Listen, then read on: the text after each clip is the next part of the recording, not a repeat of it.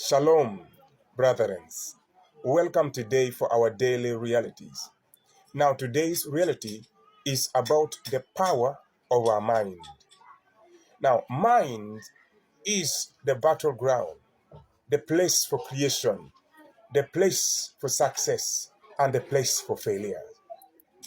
Everything that exists in this world started from our minds. That is why the Bible says in the book of Genesis chapter 1, it said, let us make man in our own image and after our likeness, and let them have dominion over the fish of the sea and over the birds of the air. This originated from the mind of God. You originated from God's mind. Before you existed in his mind. Everything that we see today, the beautiful buildings, we see computers, we see good phones, we see good cameras, we see good lights, all of them originated from our minds.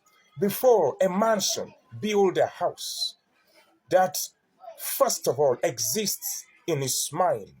Now it translated into a paper. We call it the building plans. Everything existed in the mind before it manifested in the physical. So we understand this. Every corruption also started from the mind. When you read the book of Romans, chapter 12, from verse 2, the Bible says that be you not conformed to this world, but rather be thou transformed by the renewing of your mind. That means the first thing that you should deal with in order for you to be of God is your mind. Your mind is very important.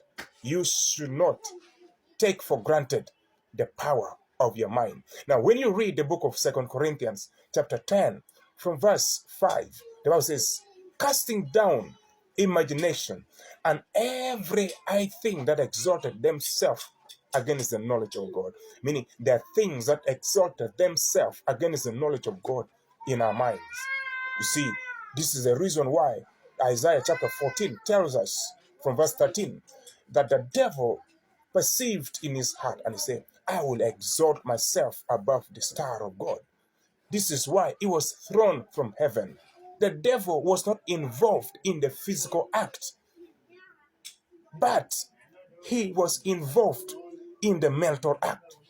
That is why the Bible says that when you look at a woman and you desire in your heart to sleep with that woman, you already committed sexual immorality with that woman. Your mind is so powerful.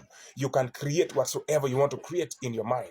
You can as well deny whatsoever you want to deny in your mind. So nothing will ever be able to stand against a person who have made up his mind.